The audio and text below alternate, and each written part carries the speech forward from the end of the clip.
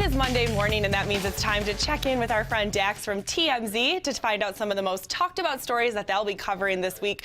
Dax, the interview of the weekend was Richie Incognito speaking for the first time publicly about the Miami Dolphins bullying, hazing scandal. What do you think about what he says? Do you consider it an apology?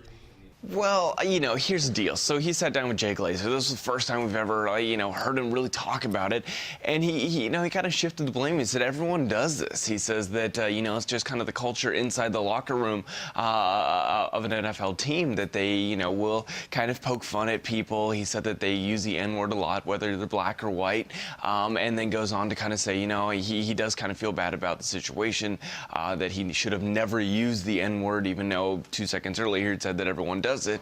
And then, actually shared a text from Jonathan Martin where he said, look, and he called him his best friend, which was interesting too. Said, my best friend sent me some texts and he read them off saying that Jonathan doesn't blame him. He blames the culture of the locker room, and he's just sorry that it had gotten too far and he didn't realize that it had gotten too far. So, I think he apologized, but at the same time, I think it's just kind of the world he lives in as well. I'm wondering if those texts are the only time that we'll hear from Jonathan Martin and all of this. What do you guys think at TMZ? Do you think that he'll do an interview like this as well? Oh, I think people definitely want to hear from him. I think it's only a matter of time before we get the next sit-down interview with him. Whether, if it's with ESPN or Dr. Phil. I mean, I think people will tune in and they will watch, and I'm just curious who will get that interview.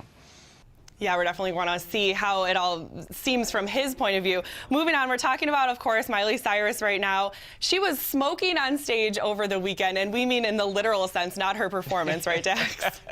Very true. She was over at the European version of the VMAs for MTV, and she won Best Video. Well, she actually got through 2 performances.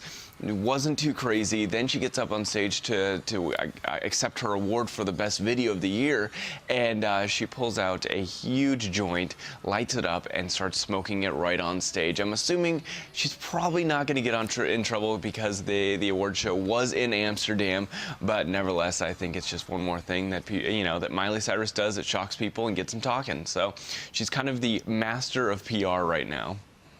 At this point, it's like Miley Cyrus plus Amsterdam equals disaster. I don't even know if I would have invited her, Dax.